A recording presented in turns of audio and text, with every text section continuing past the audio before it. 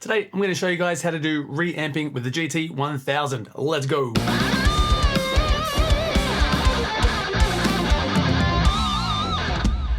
Hey, hope you're all doing well. These days, with so many digital recreations and resources at your fingertips, getting the perfect take and the perfect sound couldn't be easier. Now, reamping isn't something brand new. It's been happening for years, but we do have the capability of getting literally any sound we want out of most of these units. Now, if you want to skip ahead and just see how it's done, by all means, go ahead and do that. But if you don't quite understand what reamping is or why you would need it, stick around, let's have a chat. Reamping is exactly that. You are reamping the sound from your guitar and getting a different sound at the end. So if you're playing into, for example, a Marshall Silver Jubilee, which I have right here, but that's not the right sound for the song. Maybe I need something a bit heavier, a bit meatier, a bit less mid-focused, like a Mesa Boogie. As long as I've tracked the DI from my guitar, now that is essential. If you don't have it, you can't really reamp because you've recorded the amp sound. So if you've got the DI signal, you can send that DI signal out of your DAW through the amp that you want and re-record it back in to get the sound that you want. Which brings me to the second question. Why? Why would you reamp? Now, I'm gonna give you a real life example. I literally went into a studio and did some session work for a dude.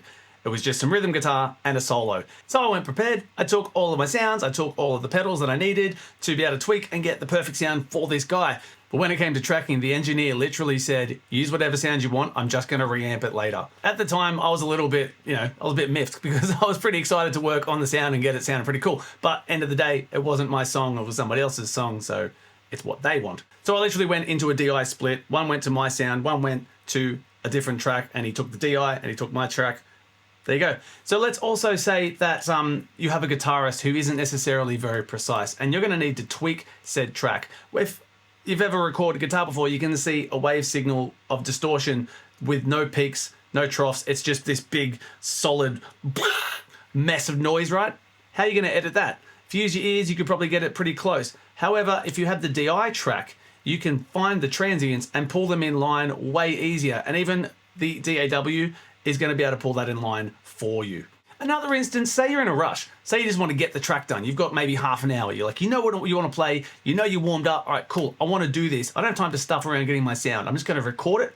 I'll get the sound later. You play the part, you nail it, and it's amazing. The sound is atrocious, but the performance is good. So in that situation, you can reamp. You can send it back out. And in real time, you can literally tweak the knobs on the GT1000, find the sound that you're most happy with, and then you could re-record that back in. Really exciting, really flexible, pretty cool. So that's a bit of an overview of why and how. Let's now see how it's done.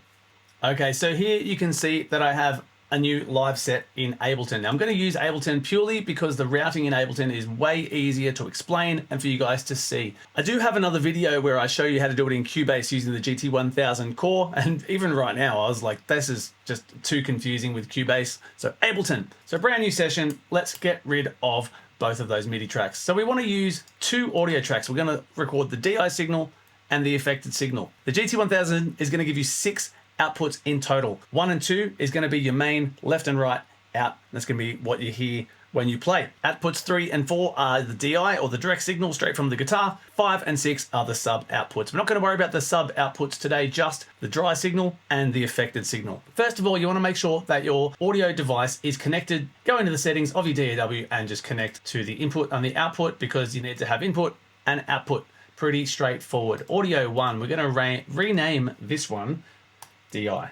And that one is coming external in. Like I said, 3 and 4 are the direct signal. Now I'm going to choose number 3. The guitar is a mono source, so we approach it as such. Number 2, we're going to rename this as GT1000. And that is going to come in from 1 and 2, because remember, 1 and 2 is the left and right out, the affected signal. So that's the setup in order to get the sound in. Let's track something. Obviously, arm both of your tracks, press record, and we're away.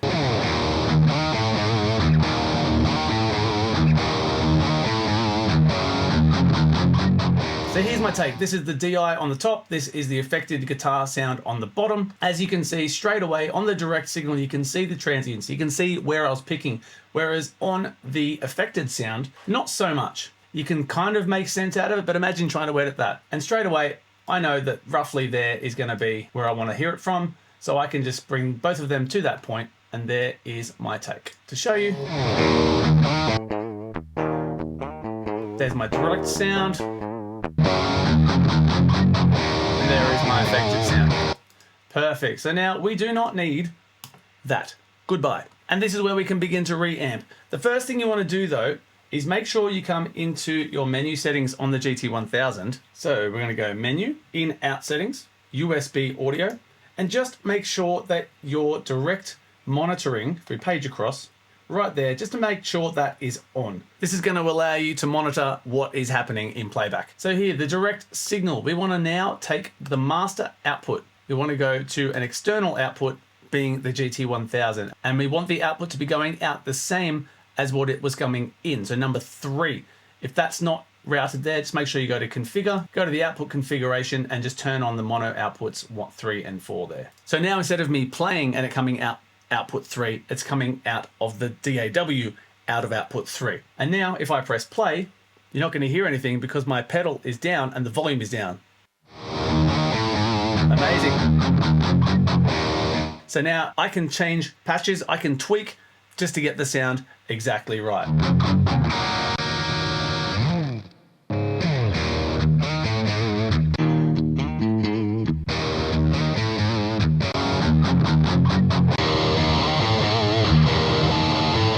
So let's just say this is pretty close to the sound that you want. You just want to do a couple of tweaks. Like I said before, I can literally adjust any of these parameters that are within this preset while it's playing back and get the sound that I want. So say you want to hear it in context of your mix. You can have the whole mix playing back, you can have it direct monitored through the GT1000, and you can tweak it until it's perfectly sitting with the drums and the bass.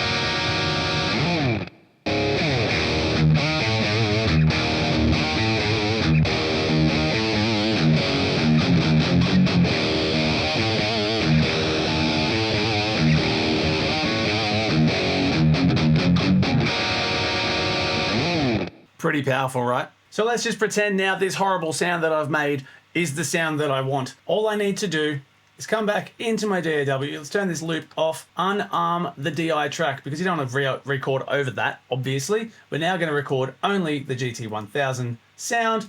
Away we go.